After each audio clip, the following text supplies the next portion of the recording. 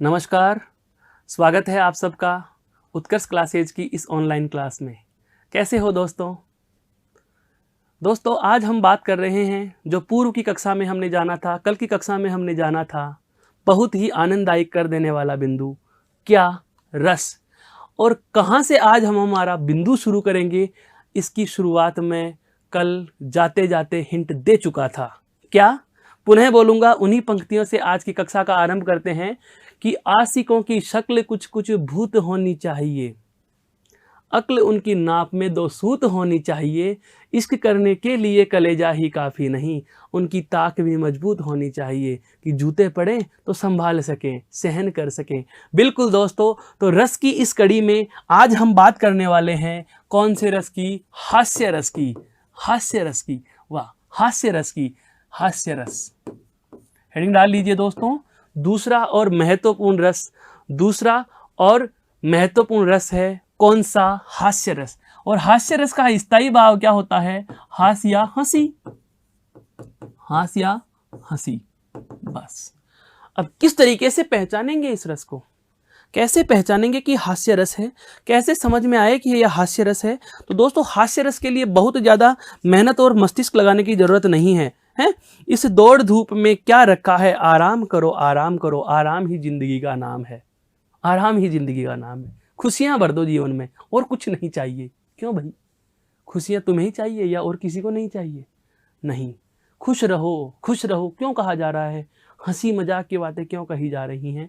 कहने का मतलब यह है कि ऐसा कोई भी काव्य पाठ या ऐसी कोई भी बात जिसको सुनने से, जिसको पढ़ने से, जिसको देखने से, यदि मैं कहूं कि मैं तुमसे बहुत प्रेम करता हूं, यह तो नायक नायिका के संदर्भ में कहा जाए तो श्रृंगार होगा। यदि माँ अपने पुत्र या पुत्री से, या पुत्र अपने माँ या पिता से कह रहा है, तो वह कौन सा होगा? वात्सल्य होगा। भगवान मेरे सिर्फ तुम ही हो, तुम ही मेरे सच्चे प्रेमी, मैं ही तुम्हारा सच्चा प्रेमी, मुझे सिर्फ भगवान से प्रेम है। तो वहां पर कौन सा हो जाएगा? भक्ति रस हो जाएगा। तो हास्य रस की हम बात करते हैं। हास्य रस में क्या होता है कि जब किसी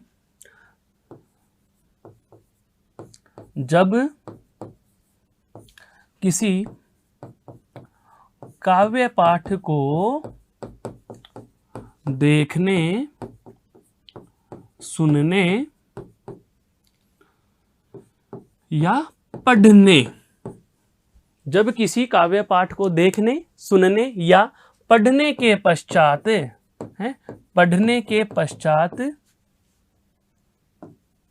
हास्य का भाव उत्पन्न हो, वहां हास्य रस होता है। वहां हास्य रस होता है। वहां कौन सा रस होता है दोस्तों? हास्य रस होता है। इसका उदाहरण मैंने अभी अभी बताया। आशिकों की शक्ल कुछ कुछ भूत होनी चाहिए। आशिकों की शक्ल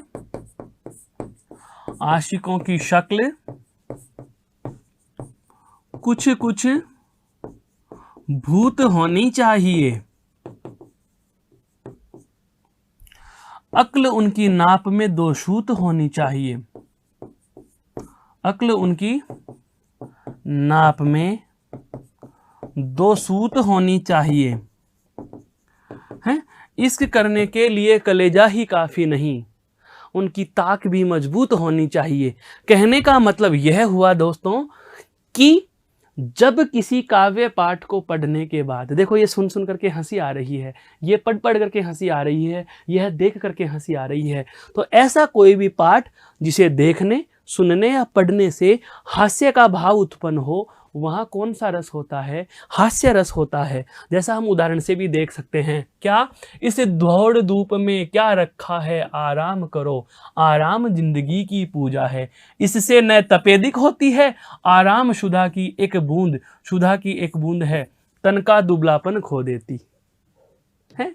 आराम करना अमृत की एक बूंद है जो आपके शरीर के दुबलेपन को खो देगी। अगर आप पर्याप्त आराम करोगे तो मस्त मौला मन मौजी मोटे हो जाओगे।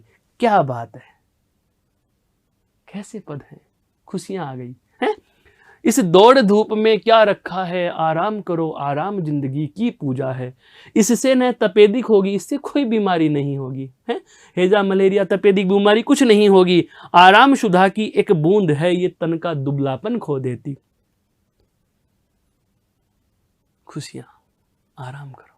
जिस काव्य पाठ को पढ़ने के बाद, जिस रचना को सुनने के बाद, या जिस दृश्य को देखने के बाद, रंगमंच पर किसी नाटक के दृश्य को देखने के बाद, यदि दर्शक, पढ़ने के बाद पाठक और सुनने के बाद श्रोता के मन में यदि किसी भी प्रकार के हंसी का भाव उत्पन्न होता है, हास का भाव उत्पन्न होता है, तो वहाँ दोस्तों कौन सा होता है, हास्य रस होता है। कौन सा होता है दोस्तों, हास्य रस होता है। यहाँ तक की बात जान लेने के बाद अब हम आगे बढ़ते हैं अगले रस पर।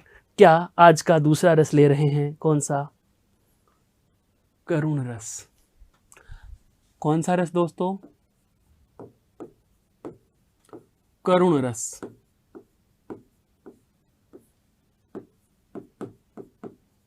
ये लो जी, स्थायी भाव से ही आपको पता चल गया होगा कि कहना क्या चाहा है, हैं? कहना क्या चाहा है करुण रस में। करुण रस का मतलब यह हुआ, अब से पहले जो हम मुस्कुराते हुए पढ़ रहे थे, करुण, करुणा का भाव है। कोई ऐसी चीज हमारे समक्ष उपस्थित हो जाती है, बहुत बार ऐसी हमारे सामने घटनाएं घटित हो जाती हैं, बहुत बार हमें ऐसे वृत्तांत सुनने को मिल जाते हैं कि जब हम बहुत ज़्यादा दुख से अनुभूत हो जाते हैं, बहुत ज़्यादा दुखी हो जाते हैं, तो उस स्थिति में कौन सा आनंद प्राप्त होगा, उस समय दुख होगा, शोक होगा, उस समय क्या होगा, करुण होगा। उस समय क्या होगा दोस्तों, करुण का भाव जागृत होता है। कोई भी दुखद बात, दो महिलाएं आपस में बातें कर रही हैं, अब समझ में आएगा ये बहुत अच्छे से, हैं? दो महिलाएं आपस में बातें कर रही हैं और एक महिला जो वात्सल्य की प्रतिमूर्ति होती है, यहाँ पर कोई पर्टिकुलर किसी एक महिला विशेष का हम जिक्र नहीं कर रहे, यह संपूर्ण महिलाओं के लिए है। क्या कि महिलाएं वात्सल्य की प्रतिमूर्ति होती है, उनमें दया का भाव, करुणा का भाव ज़्यादा होता है, ममता का भाव सर्वाधिक होता है। तो एक महिला अपने दुख को अभिव्यक्त कर रही है एक अपनी दूसरी सहेली के समक्ष। आपने देखा होगा दोस्तों, आपने महसूस किया होगा कि जैसे ही एक महिला अपना दुख बयां कर रही होती है, तो जिस महिला को वह अपनी होनी या हम कहें अपने दुख के हाल सुना रही होती है, तो खुद अश्रुधारा में भीग जाती है। और इस वर्णन को सुनते सुनते सामने वाली महिला कहती है, रो मत सखी, और वो खुद भी रोने लग जाती है। बिल्कुल होता है दोस्तों ऐसा। बहुत बार हम नहीं कहते क्या कि हमने अमुक पिक्चर देखी और पिक्चर देखते देखते मुझे तो रोना आ गया यार। इसका मतलब यह हुआ कि आपको जब वह दृश्य देखने को मिला, उस महिला को जब वह वृत्तांत सुनने को मिला, पाठक को जब ऐसा कोई वर्णन पढ़ने को मिला, तो उनके मन में जो दुख के भाव जागृत हो जाते हैं, उसे हम करुण रस के नाम से जानते हैं। उसे हम किसके नाम से जानते हैं, करुण रस के नाम से जानते हैं। कहने का मतलब यह हुआ कि दुख के भाव है, दुख के भाव जागना, दुख के भाव जागना। अब यह किसी दृश्य से भी हो सकता है, किसी वर्णन से भी हो सकता है, किसी वृत्तांत से भी हो सकता है। दुख से जो भी अनुभूति, दुख से संबंधित अनुभूति यदि हमें होगी, तो वहां कौन सा रस होगा, करुण रस होगा। जब हम बात करें कि सीता का जब पुष्पक विमान में या हम कहें रावण के द्वारा सीता हरण हो जाता है, समझो इस बात को, अब समझ में आएगा। सीता हरण के पश्चात राम को रोते देखकर, राम को देखकर, जैसा कि हम रामायण में भी देखते हैं, जैसा कि हम रामायण में पढ़ते भी हैं, जैसा कि हम वृत्तांतों में सुनते भी हैं, क्या कि सीता हरण के पश्चात राम की जो दशा थी, उस राम की दशा को देखकर सभी के हृदय द्रवित हो जाते हैं। सभी के हृदय क्या हो जाते हैं, द्रवित हो जाते हैं। सभी के मन रुआंसा हो जाता है, सभी का मन रोने को आतुर हो जाता है। दोस्तों क्या कहें, दुखित बातें हैं। जब जर्जरता, दीनता या दुखों की बात आती है, किसी व्यक्ति विशेष पर दुखों के पहाड़ टूट जाते हैं, तो कितना बुरा होता होगा। यह बात सुनकर के ही हमारा कलेजा पानी पानी हो आता है। ऐसी स्थिति को कौन से रस में गिना जाएगा दोस्तों? करुण रस में गिना जाएगा। किसमें गिना जाएगा? करुण रस में गिना जाएगा। देखो एक उदाहरण से इसको समझने का प्रयास करते हैं कि शोक विकल सब रोवहि रानी है, शोक विकल सब रोवहि रानी, रूप सीलु बलु तेज बुखानी है, करहि विलाप अनेक प्रकार, परहि चूमी तल बारहि बारा। रानी का यह हाल है, बहुत बार है, देख रही है। ऐसा ही होता है जब लक्ष्मण को शक्ति बाण लगा था, जब लक्ष्मण को शक्ति बाण लगा था, दर्द रावण के सीने में हो रहा था या राम के सीने में हो रहा था? राम के सीने में हो रहा था।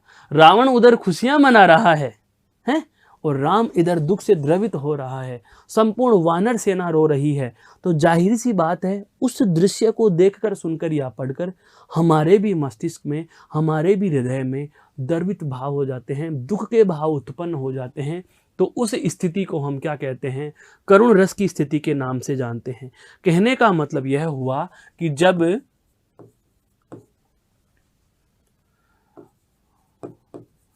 किसी वर्णन, रचना या दृश्य से पाठक, श्रोता या दर्शक का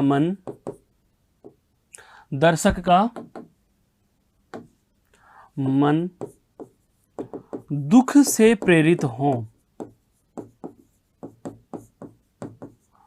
तो वहां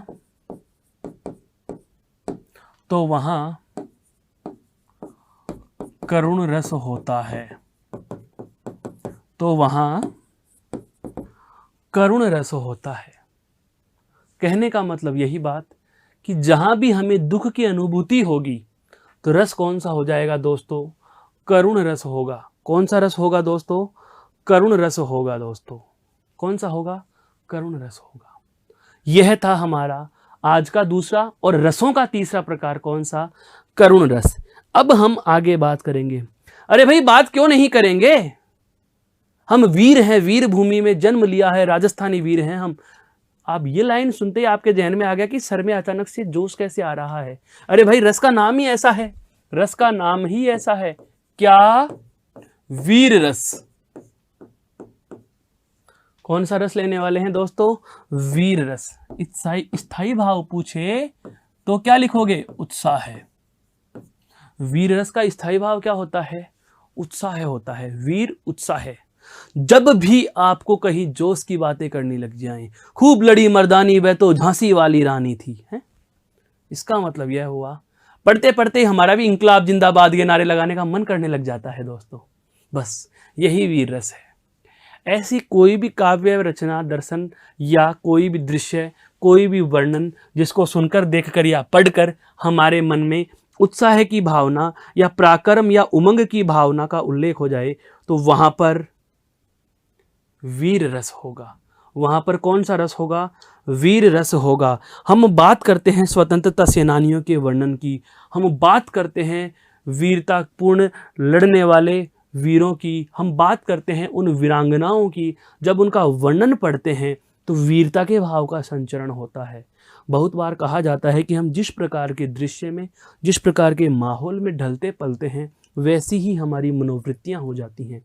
तो दोस्तों ध्यान रखना, वीर सब हैं, वीरता का भाव सब में होना चाहिए।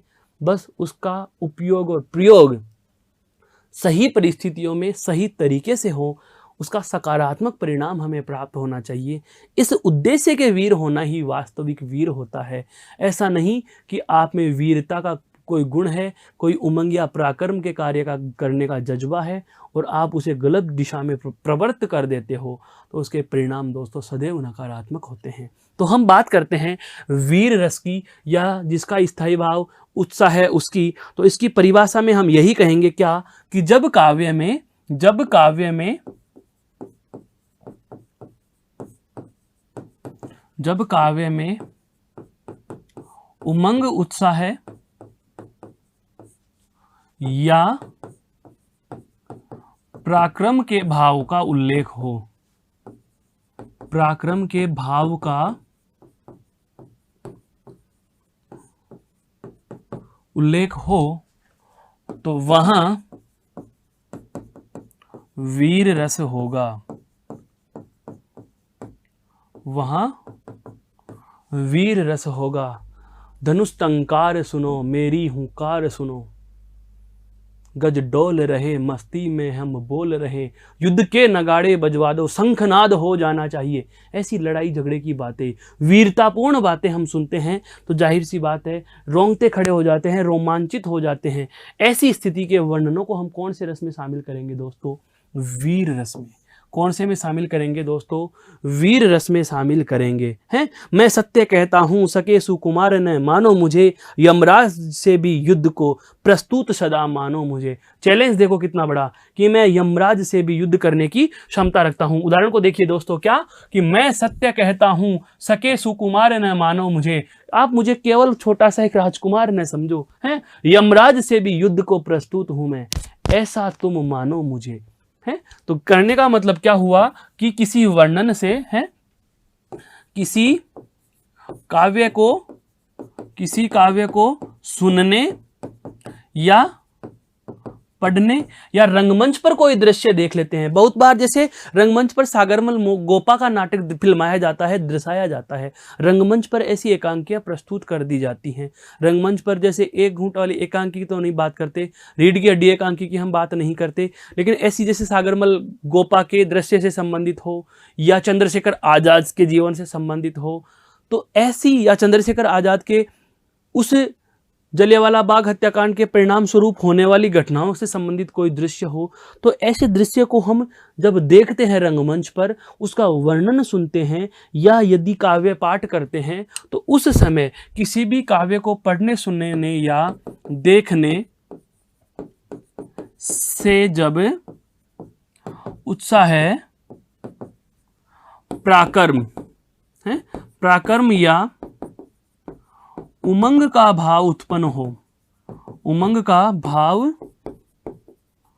उत्पन्न हो, तो वहां वीर रस होगा। कौन सा रस होगा दोस्तों?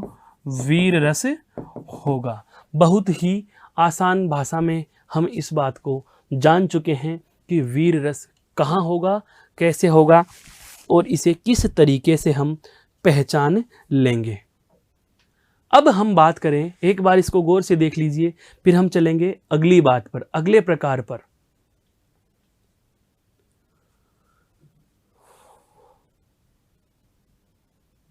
अगला जो होगा दोस्तों, अगला रस देखो,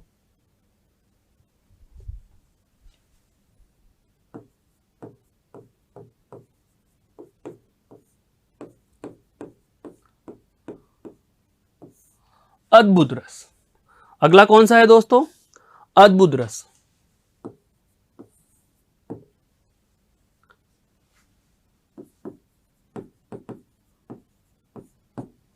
अब यह नाम लिखते ही आपके जहन में एक बात आ गई, क्या कि जहां भी अद्भुत रस का बात होगी वहां आश्चर्य होगा। क्या होगा?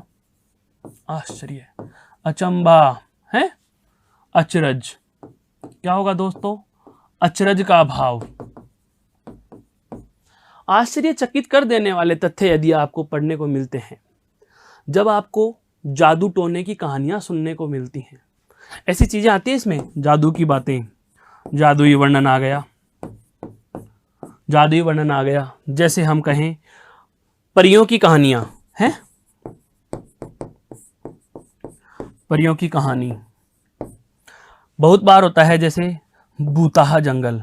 हालांकि डर है इसमें भूताहा जंगल में, तो भूताहा जंगल को भी नए भी लें तो आप कह सकते हो जैसे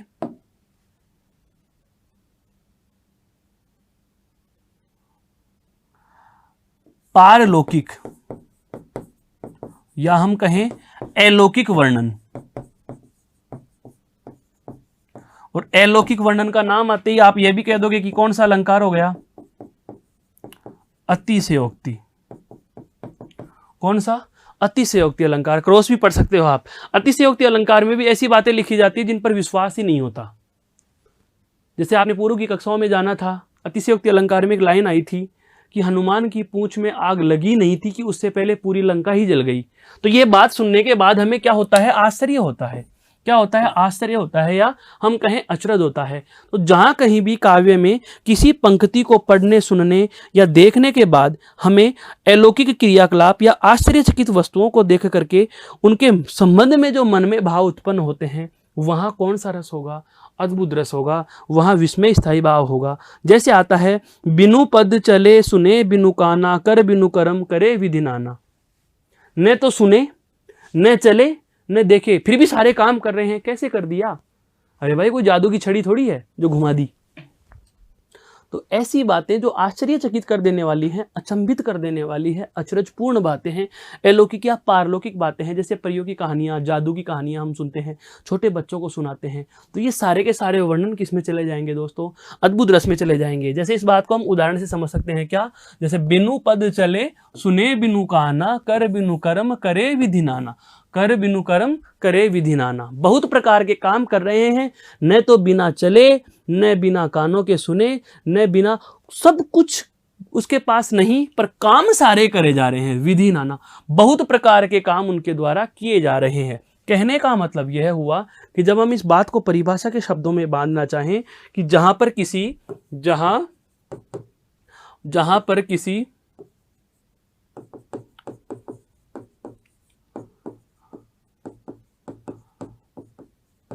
अलौकिक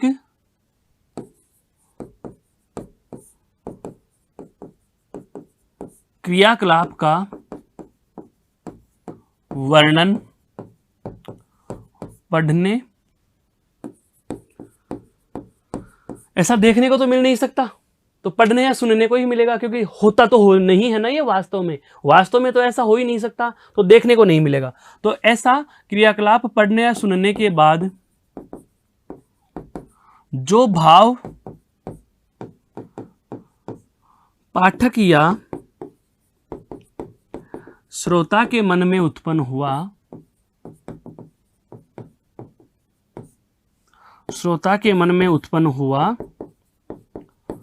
उसे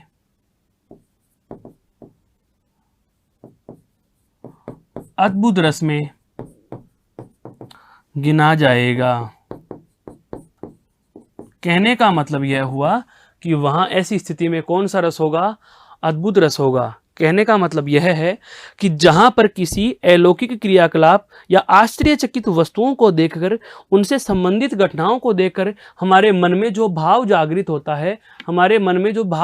होता है, उस भाव को देख करके जो भी स्थिति हमारे पाठक अर्थात श्रोता के मन में उत्पन्न होती है, वहां कौन सा रस होता है दोस्तों? वहां आश्चर्यचकित कर देने वाला, या हम कहें अद्भुत रस होता है। इस स्लाइड को हम गौर से देख लीजिए, फिर बात करेंगे अगले रस पर।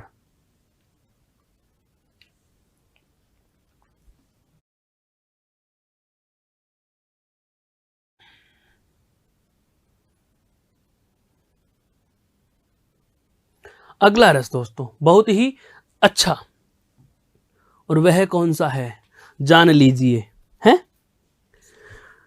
आपने सुनसान सड़क देखी, गली से गुजर रहे हवाएं साए साए कर रही, सुनसान रास्ता सूनी सड़क, धक से आवाज आ जाती है और हम डरकर खड़े हो जाते हैं। क्या लगा भाई? भय लगा, डर लगा है। रात के समय में जा रहे थे हम सफर पर, सामने देखा कि एक पेड़ में अचानक से कोई मानव आकृति दिखी और गायब हो गई। उस समय हालत कैसी होती है? डरने वाली हालत होती है। बहुत ज्यादा डर लग रहा है। डराओ ना जी, बिल्कुल नहीं डरा रहे दोस्तों। हम उस रस की ओर जा रहे हैं, हम उस आनंद को पढ़ने जा रहे हैं जिसका नाम ही क्या है? डर है। अर्थात हम बात करने जा रहे हैं अगला जो हमारा रस, महत्वपूर्ण रस जो हमारा है अब, कौन सा? भयानक।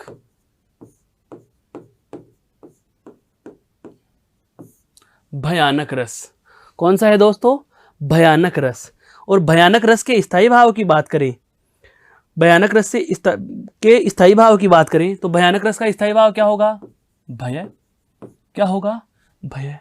अरे और तो और, परीक्षा का नजदीक समय आ जाने के बाद, इसको हम अलग उदाहरण से समझते हैं, काव्य के उदाहरण को छोड़ो, हम बात करें जब परीक्षा के दिन बहुत नजदीक आ जाते हैं और परीक्षा के चंद समय ही बच रहा हो और उसी समय पापा मॉडल पेपर के रूप में एक मोटी सी किताब ला करके दे दे, जो लगता है कि अब 20 दिन में पूरी नहीं हो पाएगी, डर लगने लग गया, अब क्या होगा, ओ अब क्या होगा। बस यही भयानक रस है, अर्थात डर उत्पन्न कर देने वाली चीजों को, भय उत्पन्न कर देने वाली चीजों को देखकर, भयानक चीजों को देखकर, भयावह चीजों को देखकर, बहुत बार तो हम ऐसी घटनाएं देख लेते हैं जिनके स्मरण मात्र से डर लगने लग जाता है। जैसे हम बात करें कि कल से 10 दिन के लिए बिजली कटौती रहेगी, हमें बहुत सारी चिंताएं, बहुत सारे डर सताने लग गए। कैसे तो हम पढ़ेंगे, किस तरीके से हमारी तैयारियां होंगी, सब चीजें प्रभावित होने लग गई। आपको आपका मित्र कह देता है रात के 11 बज रहे हैं और आपके घर से 6 किलोमीटर दूर, जहां पर से थोड़ा सुनसान रास्ता भी पड़ता है, 3 किलोमीटर दूरी तक तो घना जंगल भी है, और मित्र ने फोन कर दिया कि मेरे भाई मेरे पास मोटरसाइकिल है, वो खराब हो गई है, तू जल्दी से तेरी गाड़ी लेकर के मुझे लेने के लिए आ जा। पता चला जैसे ही हम सुनसान जंगल में जा रहे थे, अचानक हमारी बाइक की लाइट बंद हो गई। बस दोस्तों महसूस कर लीजिए, यही भयानक रस है, यही भयानक रस है, यही भयानक रस है। जो डर अब हम महसूस कर रहे हैं यही भयानक रस है। कहने का मतलब यह हुआ कि किसी भी काव्य रचना या किसी वृतांत को पढ़ लेने के बाद, किसी भी काव्य रचना या किसी भी वृतांत या किसी वर्णन को पढ़ लेने के बाद यदि हमारे मन में भय का भाव उत्पन्न होता है, भय का जो भाव उत्पन्न होता है उसी में हम भयानक रस मान लेते हैं। देखो, जैसे इसकी हम परिभाषा के शब्दों से भी बात करें तो भयानक वस्तुओं को,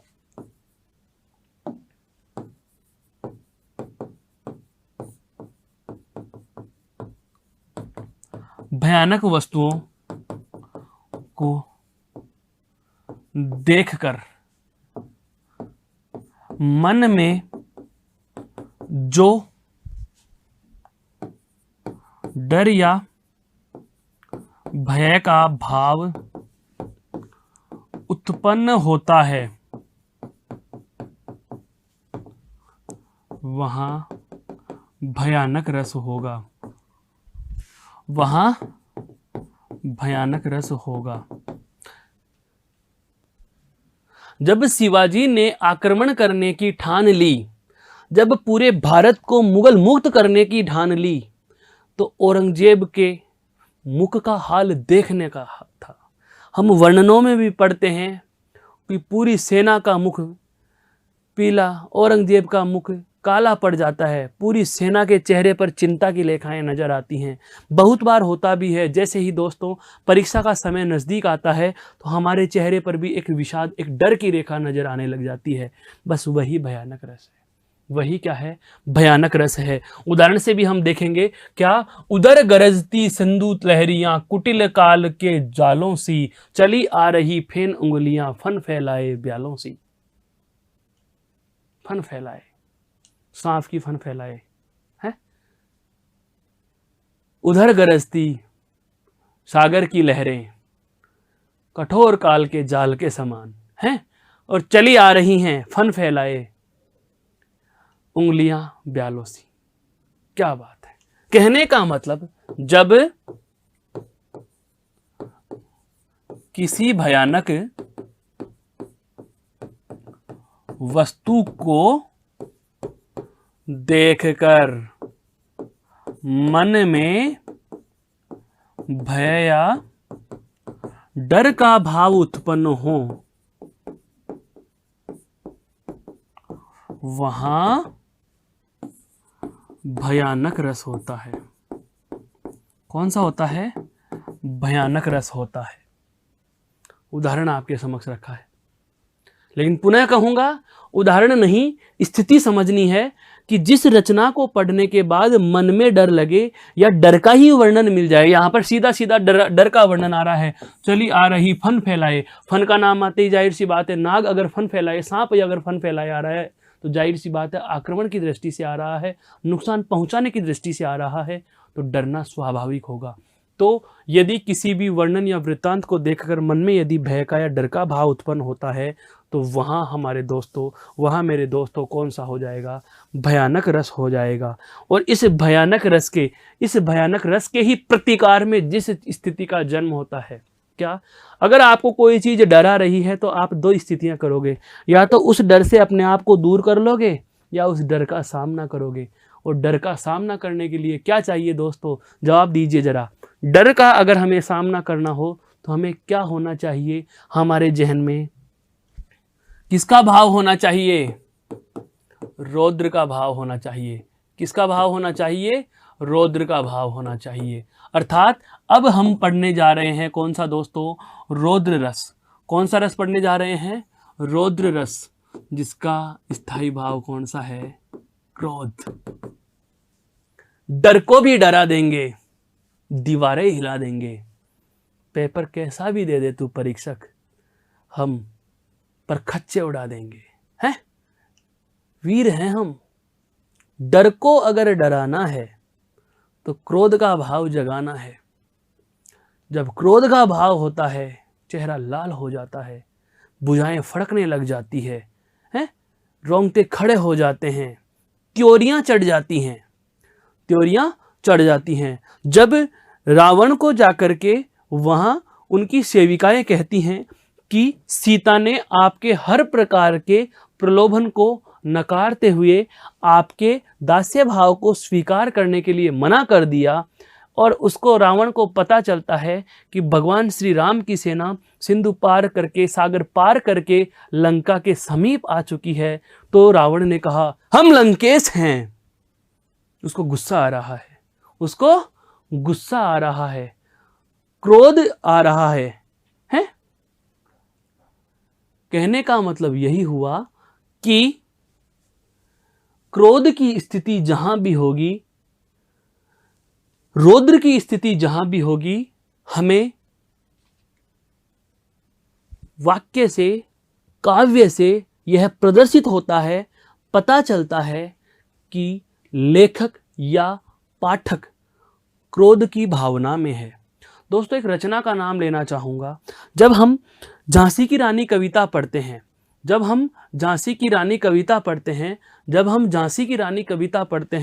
तो आप देखते हैं कि कविता को पढ़ते पढ़ते लगता है कि रानी को गुस्सा भी आया था। जब उनको पता चला कि ब्रिटिश सेना या हम कहें अंग्रेज लगातार भारत पर अत्याचारों की संख्या बढ़ाते चले जा रहे हैं या बार बार प्रताड़ना की सीमाएं अधिक करते चले जा रहे हैं, तो उस स्थिति में उनके मन में क्रोध के भाव जागृत हो जाते हैं। एक बहुत अच्छा वृत्तांत बताता हूं। जब शिवाजी को मोरोपंत पिंगले के द्वारा पता चलता है, या मोरोपंत पिंगले ने बताया, उनके पेशवा बाजीराव ने बताया था कि हमारे सेनापति द्वारा दुश्मन राज्य की पुत्र वधू का हरण कर शिवाजी की सेवा में हमारे सेनापति पेश करना चाहते हैं, जबकि शिवाजी के वह शत्रु की पुत्र वधू थी, लेकिन उसके बावजूद भी शिवाजी को क्रोध आ जाता है। क्यों आया क्रोध? क्योंकि स्थिति ऐसी थी। शिवाजी का जो स्त्री सुरक्षा की भावना थी, जो सभी पर नारियों को माता समान समझने की भावना थी, यह सेनापति द्वारा किया गया कृत्य उनकी इस बात को, उनकी इस पहचान को धूमिल कर देने वाला था, मटिया मेट कर देने वाला था, मिट्टी में मिला देने वाला था। तो कहने का मतलब यह हुआ कि जब किसी काव्य रचना को पढ़ने या सुनने के बाद जब किसी वृतांत को पढ़ने या सुनने के बाद क्रोध का भाव जागृत हो। किसका भाव जागृत हो दोस्तों? क्रोध का भाव जागृत हो। और जब क्रोध का भाव जागता है, क्रोध का भाव जागता है तो उस स्थिति में हमारे कौन से रस की परिणति होती है? तो उस स्थिति में हमारे रौद्र रस की परिणति होती है। बहुत बार हम देखते हैं कि अनैतिक कार्य प्रशासन के द्वारा कर दिया जाए या अनैतिक कार्य किसी हमारे अपने के द्वारा भी कर दिया जाए। छोटे बच्चे ने जानबूझ करके गलती कर दी, छोटे बच्चे ने कांच का ग्लास तोड़ दिया, छोटे बच्चे ने कुछ ऐसी गलती कर दी जो असहनीय है, या किसी हमारे साथी ने ऐसी गलती कर दी, धोखा दे दिया, झूठ बोल दी, हमारे साथ बेईमानी कर ली, हमारे साथ उसने चालाकी दिखा दी, तो उस समय भी हमें हल्का क्रोध आ जाता है। यही रौद्र की स्थितियां हैं। रौद्र का मतलब यही हुआ कि जब पाठक या श्रोता के मन में किसी रचना को पढ़कर या सुनकर क्रोध का भाव उत्पन्न हो जाता है, वहाँ पर कौन सा रस होता है? रौद्र रस होता है। काव्य के संदर्भ में इसको उदाहरण से भी देखें, जैसे श्री कृष्ण के सुन वचन अर्जुन क्रोध से जलने लगे। श्री कृष्ण ने जब यह कहा कि तुम पराक्रमी हो और अर्जुन तुम्हें अन्याय का बदला लेना है, सामने तुम्हारे भाई हैं, तो क्या हुआ? वध तुम्हें करना ही होगा। तो यह बात सुनकर के अर्जुन के क्रोध की सीमा नहीं रही थी। अर्जुन अत्यधिक क्रोधी हो चुके थे, सब सील अपना भूल कर करतल युगल मलने लगे, सारी की सारी अपनी दया भावना भूल गए वो, और अपने आप में तमतमाने लग जाते हैं और गुस्से से क्रोधित इतने हो गए कि उनका भाव बाहर आने लग जाता है। वह बाद की बातें हैं जब अर्जुन को समझाने के लिए श्री कृष्ण ने ज्ञान के उपदेश दिए और पूरी गीता रच डाली। यही तो था। गीता की वजह क्या थी? गीता का निर्माण क्यों हुआ दोस्तों? गीता का निर्माण इसीलिए तो कहा कि जब कौरवों का लगातार अत्याचार बढ़ता चला जा रहा था, हम कहें कि धरती पर पाप लगातार बढ़ते चले जा रहे थे, तो पाप पर सदैव पुण्य की विजय रही है। उस पाप को नष्ट करने के लिए श्री कृष्ण ने देवता रूप में अवतार, या मानव रूप में जो देवता का अवतार था, वे श्री कृष्ण अर्जुन के माध्यम से इस पाप का वध करना चाहते थे, कौरवों का शमन करना चाहते थे। तो उन्होंने कहा कि अर्जुन, तुम्हें इस बुराई को मिटाना होगा, तुम्हें कौरवों को हराना होगा, तुम्हें कौरवों को वध करना होगा, कौरवों की बलि चढ़ानी होगी।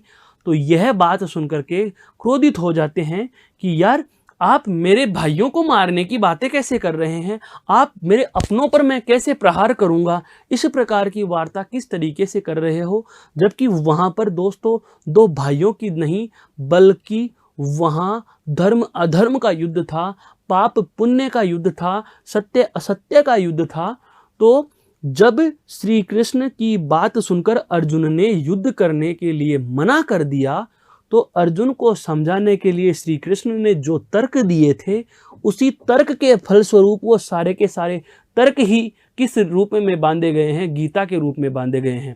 और पूरी गीता सुनाने के बाद कहा था कि अब युद्ध के लिए तैयार है या फिर से गीता और सुनाऊं? तो वही वाली बात आती है क्या, कि जब किसी काव्य रचना को पढ़कर या सुनकर पाठक या श्रोता के मन में क्रोध का भाव उत्पन्न होता है, क्रोध का भाव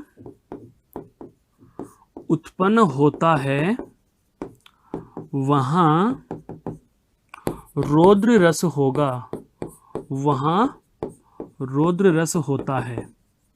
कहने का मतलब यही हुआ कि यदि किसी पाठक या किसी रचना को सुनकर या पढ़कर पाठक या श्रोता के मन में क्रोध का भाव उत्पन्न हो जाता है, जैसे लक्ष्मण के वचन सुनकर के ही क्रोध को क्या आ गया, कृष्ण को क्या आ गया? क्रोध आ गया। वही वाली बात आ जाती है कि कोई भी वृत्तांत सुन करके यदि हमारे जहन में क्रोध का भाव उत्पन्न होगा, तो वहाँ दोस्तों कौन सा हो जाएगा? रौद्र रस हो जाएगा। कौन सा हो जाएगा? रौद्र रस हो जाएगा। तो यह है आपका रौद्र रस। इसे एक बार गौर से देख लीजिए। फिर चलते हैं हम अगले रस की तरफ। आपके बहुत ही प्यारे और पसंदीदा रस 8वें नंबर पर हम जिसकी बात करने वाले हैं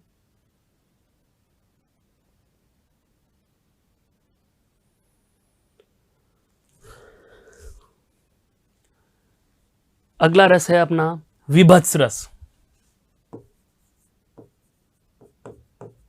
ये लो भाई, और इसका स्थायी भाव होता है क्या? जुगुप्सा। ये क्या लिख दिया सर? विभत्सी समझ में नहीं आ रहा था, आपने तो इससे भी ज्यादा कठिन शब्द लिख दिया। ये तो हमारे लिए बहुत बड़ी महाभारत हो गई, कैसे समझे? अरे भाई कोई बात नहीं, ये लो और भी श्रेय लिख देता हूं, घृणा। जब भी कोई ऐसी बात सुनने को मिल जाती है, कोई गालियां दे रहा होता है, हम कान बंद कर लेते हैं। कोई बुरे वचन कहता है, हम कान बंद कर लेते हैं। कोई घृणित वस्तु आ जाती है, हम वहां से अपने आप को या अपनी नजरों को हटा लेते हैं। बहुत बार ऐसा होता है कि ऐसे दृश्य हमारी आंखों के सामने घटित हो जाते हैं, हम चाहते हैं कि ऐसा घृणित कार्य हमारी आंखों के समक्ष नहीं होना चाहिए था, हो गया। अगर आप रास्ते से चल रहे हो और आपने देखा कि एक ढाबे पर एक व्यक्ति भोजन खा रहा है और उसकी थाली में आपने देखा कि एक कटोरी में मवाद रखी हुई है और उस मवाद में वह जलेबियां डुबो डुबो करके बड़े आराम से आनंद लेकर खा रहा है। आप कह रहे सर कितनी गंदी बातें कर रहे हो, छी छी छी। बस यही विभत्स रस है दोस्तों, यही विभत्स रस है। जब ऐसा कोई घृणित वर्णन आपको पढ़ने को मिलता है, कोई ऐसा घृणित वर्णन आपको सुनने को मिलता है जिसे सुनने के बाद आपके मन में जुगुप्सा प्रकार का, घृणा प्रकार का, वहां से अलग हट जाने के प्रकार का भाव उत्पन्न हो, वहां कौन सा रस होगा? विभत्स रस होगा। जैसे हम बात करें क्या मवाद शब्द लिखा हुआ आ रहा है, मवाद है, जैसे आपको लिखा हुआ मिल गया है क्या कि मवेशियों का कंकाल स्वाद से खाओ, है, स्वाद से खाओ, खा सकते हैं क्या? ये वर्णन क्या है? घृणित वर्णन है। गांधी जी के जो तीनों बंदर हैं वो भी इसी प्रकार का संकेत दे रहे हैं। बुरा मत सुनो, अर्थात घृणित चीज को सुनो मत, घृणित चीज को देखो मत, और घृणित कुछ बोलो मत, घृणित कुछ कहो मत। कहने का आशय यही हुआ दोस्तों कि जब इस प्रकार का वर्णन आपको पढ़ने या सुनने को मिलता है, जब इस प्रकार का वर्णन आपके समक्ष हो जाता है जिसके कारण घृणात्मक वस्तु या घटनाओं को देखकर आपके मन में जुगुप्सा प्रकार का स्थायी भाव जागृत हो, तो वहां पर कौन सा होगा दोस्तों? वहां पर आपका विभत्स रस होगा। एक उदाहरण से और इसकी परिभाषा को एक बार पुष्ट करेंगे। जैसे सिर पर बैठियो काक, कौवा सिर पर बैठा हुआ है, आंख दो खात निकारत, और उसने दोनों आंखें निकाल करके खा ली। सिर पर बैठो कौवा सिर पर बैठा हुआ है और अपनी चोंच से उसने दोनों ये गुलाब जामुन निकाल कर खा लिए। ये से बोलता तो सही था, लेकिन इसने क्या कहा? आंख दो खात निकारत, खीत जीभ ही सियार अति, जीभ से सियार अति, अनुदित उर धारत। सारे की सारी चीज जीभ को समेट करके सियार ने मुख से पकड़ के खींच लिया, सारी की सारी आंत तक बाहर आ गई। एक लाइन हम सुनते हैं, जुगती जलेबी खात है, जहां पर देखते हैं कि काल की देवी वहां बैठी हुई है, आंतड़ियों का ढेर लगा रखा है, कंकाल को वह मवाद में डुबो डुबो करके खा रही है। इस प्रकार का घृणित वर्णन सुन करके हमारे मन में जो जुगुप्सा प्रकार का स्थायी भाव जागृत होता है, वही दोस्तों विभत्स रस होता है। कहने का मतलब जब किसी काव्य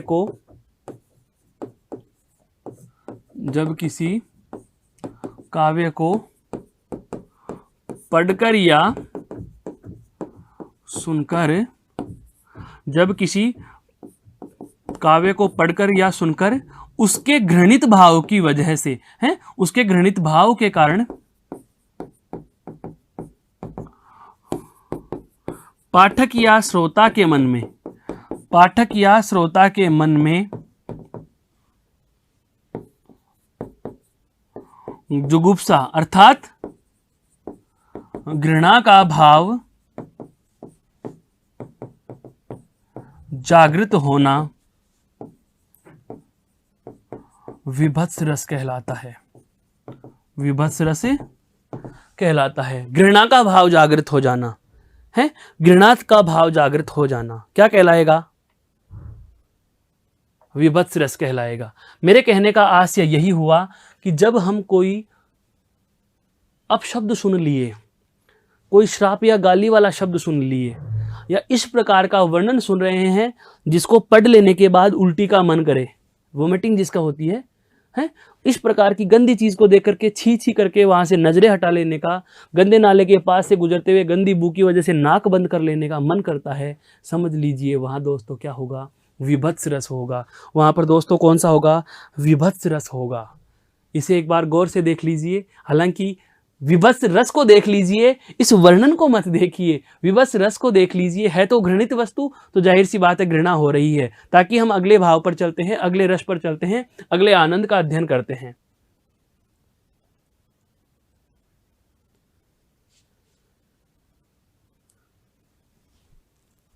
अगला है जो बहुत ही अच्छा और आपके लिए सरल सा 9वें नंबर पे आता है, कौन सा? आपका शांत रस। मन की समान सी स्थिति जहां बनी रहे, मन की समान सी स्थिति जहां बनी रहे, सम स्थिति जहां बनी रहे, जहां किसी प्रकार के संवेगों का उठापटक नहीं होता, जहां पर किसी प्रकार की मनोउद्वेलन या मन की हलचलें उत्पन्न नहीं होती, जिस रचना को हम एक धारा प्रवाह के साथ पढ़ लेते हैं, धारा प्रवाह के साथ पढ़ लेते हैं। जैसे आपने देखा होगा नीति के दोहे होते हैं, हम आराम से उनको पढ़ते चले जाते हैं। नीति के दोहे होते हैं, उनको हम आराम से पढ़ते चले जाते हैं। उनके पढ़ लेने के बाद हमारे मन में किसी प्रकार का कोई भाव उत्पन्न नहीं होता। हालांकि इसको भाव शून्यता नहीं कहेंगे, इसको यह कहेंगे कि सभी संवेग, सभी स्थायी भाव एक बैलेंस या संतुलन की स्थिति में जहां होते हैं। अर्थात जिस काव्य रचना को पढ़ने या सुन लेने के बाद हमारे मन में एक निर्वेद की स्थिति पैदा होती है या सम स्थिति जो पैदा होती है, उसे ही क्या कहते हैं? शांत रस कहते हैं। इस उदाहरण से भी इस बात को समझ लग सकते हैं कि जब मैं था तब हरि नहीं, जब हरि है तो मैं नहीं, सब अंधियारा मिट गया जब दीपक देखा माही। एक भक्ति का सा पद है, भक्ति का भी क्या कहें, एक नीति का दोहा है। कबीरदास जी कह रहे हैं कि जब मेरे मन में मैं था, अर्थात जब मेरे मन में घमंड था, क्या था दोस्तों? घमंड था, तब हरि नहीं तो मुझे भगवान नहीं मिले।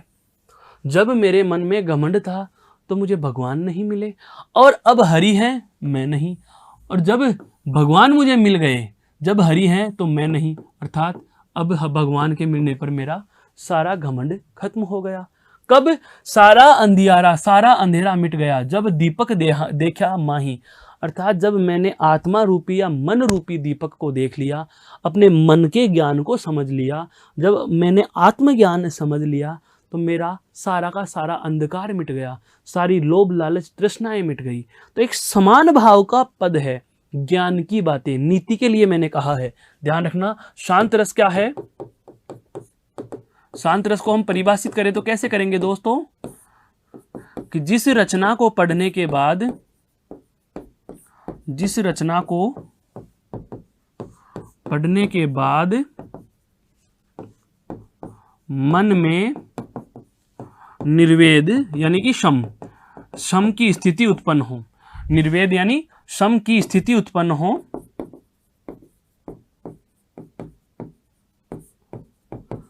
वहां शम की स्थिति उत्पन्न हो, वहां शांत रस होता है, वहां शांत रस होता है। अब इतना वर्णन आपको याद न रखे, आपको सिर्फ इतना सा ध्यान रखना है, क्या? कि नीति विषयक बातें, ये महत्वपूर्ण चीज लिख रहा हूं मैं, विशेष बात लिख रहा हूं, ये विशेष बात आपको जो ध्यान रखने की है वह क्या है? कि नीति विषयक वर्णन। क्या दोस्तों? नीति विषयक वर्णन यदि आप पढ़ते हो, नीति विषयक वार्ता या नीति विषयक वर्णन जहां भी होगा, वहां पर कौन सा होगा दोस्तों?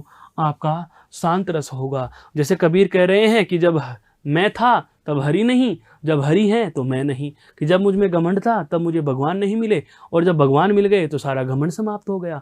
सारा मन रूपी या जीवन का जो सब अंधकार था, मेरे जीवन में जो सब अंधकार था, वह सब अंधकार मिट गया। कब मिट गया?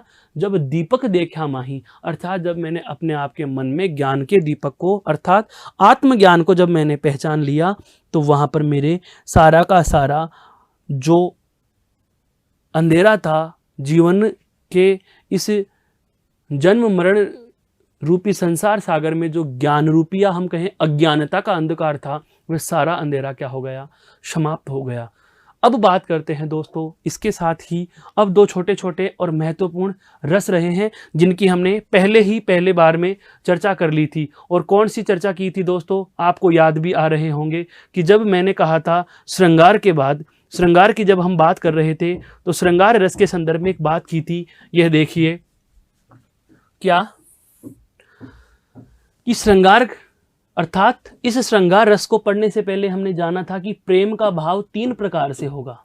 प्रेम का भाव 3 प्रकार में कहाँ कहाँ होगा दोस्तों? 2 समान उम्र के प्रेम, श्रृंगार रस हम पढ़ चुके हैं। अब जो 2 रस बचे हैं हमारे शेष, वो कौन कौन से बचे हैं दोस्तों? वात्सल्य और भक्ति। कौन कौन से बचे हैं दोस्तों? वात्सल्य और भक्ति रस बच रहे हैं। कौन कौन से बच रहे हैं दोस्तों? वात्सल्य और भक्ति रस बचे हुए हैं। तो इसके बाद हम जो अब आरंभ कर रहे हैं वह कौन सा होगा दोस्तों? वात्सल्य रस, आपका 10वां रस है। अब इस वात्सल्य रस के लिए क्या कहें? वात्सल्य रस का स्थायी भाव तो क्या होगा? वत्सल। वात्सल्य रस का स्थायी भाव तो क्या होगा दोस्तों? वत्सल होगा।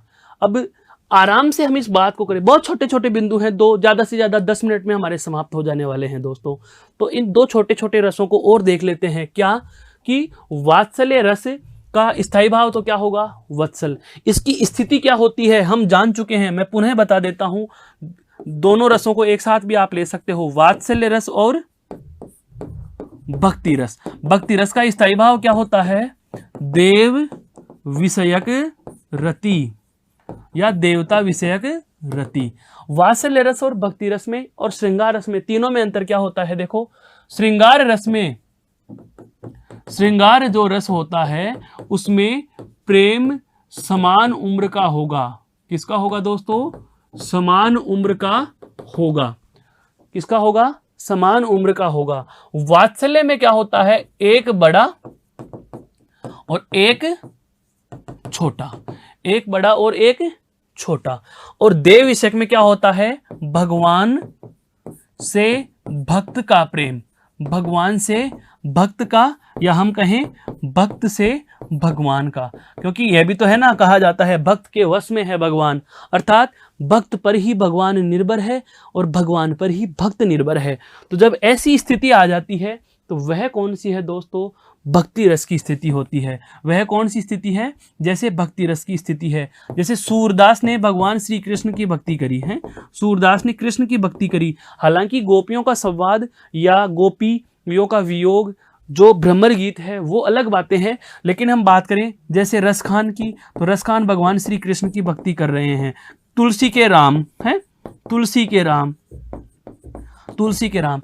तो जो भक्त का भगवान से, अर्थात एक व्यक्ति का अपने इष्ट से जो प्रेम होता है, एक व्यक्ति का जो अपने इष्ट देवता से जो प्रेम होता है दोस्तों, वह कौन सा प्रेम होता है? भक्ति प्रकार का प्रेम होता है। उसे भक्ति रस में हम गिनते हैं। और अगर माँ का पुत्र से या पुत्री से है, या हम बात कहें पिता का पुत्र से या पुत्री से, या हम कहें पुत्री या पुत्र का, पुत्री या पुत्र का माँ से, या हम कहें पुत्री या पुत्र का पिता से, यह जो प्रेम है, यह जो प्रेम है, यह कौन से में चला जाएगा दोस्तों?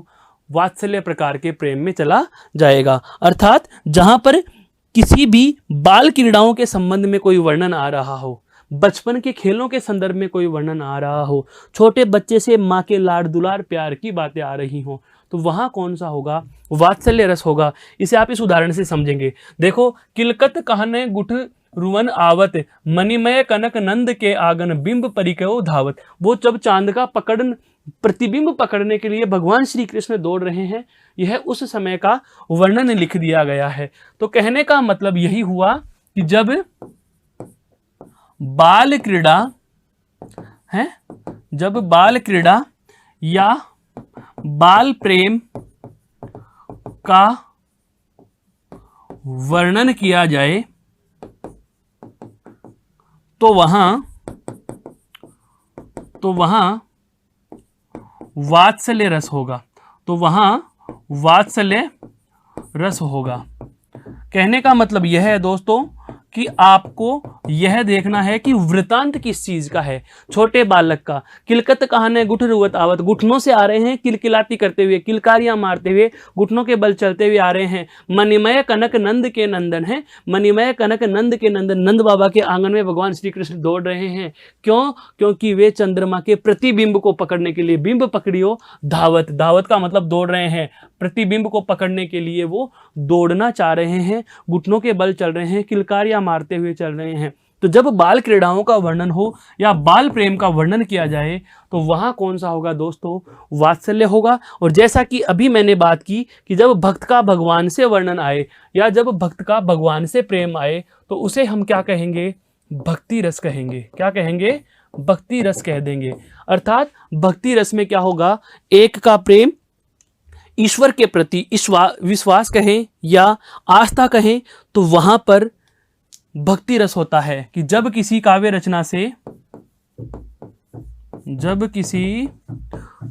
रचना से ईश्वर के प्रति भक्ति भाव या आस्था है जागृत हो, भक्ति भाव या आस्था जागृत हो, वहां भक्ति रस होता है, वहां भक्ति रस होता है।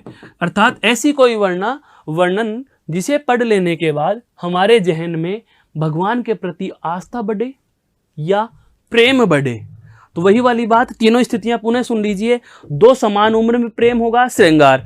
अगर माँ का बेटे से, बेटा बेटी का माँ से, इनका एक बड़े एक छोटे का प्रेम होगा तो वात्सल्य। और यदि भक्त का भगवान से या भगवान का भक्त से होगा तो वहां कौन सा हो जाएगा? भक्ति रस हो जाएगा। जैसे राम जपू बावरे, घोर भव नीर निधि, नाम निज नावरे। अर्थात राम का नाम जपते रहो, राम का नाम जपते रहो। इस भयंकर संसार सागर से भी आपकी नाव को पार लगा देने वाला केवल उनका नाम स्मरण ही है। तो यह बात सुनने के बाद हमारी भगवान श्री राम में या भगवान श्री राम के नाम में आस्था और विश्वास या प्रेम बढ़ता है। तो ऐसा वर्णन हमें पढ़ने को मिलता है। वहाँ दोस्तों कौन सा होता है? भक्ति रस होता है। इसी प्रकार से हमने चलते चलते आज पूरे के पूरे 11 के 11 रसों का एक रसपान किया, आनंद किया। सरोवर से हमने इनका पूरा सफ़र किया। इसके लिए मैं उम्मीद करता हूँ कि आपको यह वर्णन पसंद आया, समझ में आया होगा। सवाल रहे तो आप अपने कमेंट बॉक्स में लिखकर दे सकते हैं। बाकी हम फिर से मिलेंगे किसी नए बिंदु के साथ। तब तक के लिए धन्यवाद। जय हिंद, जय भारत। धन्यवाद दोस्तों।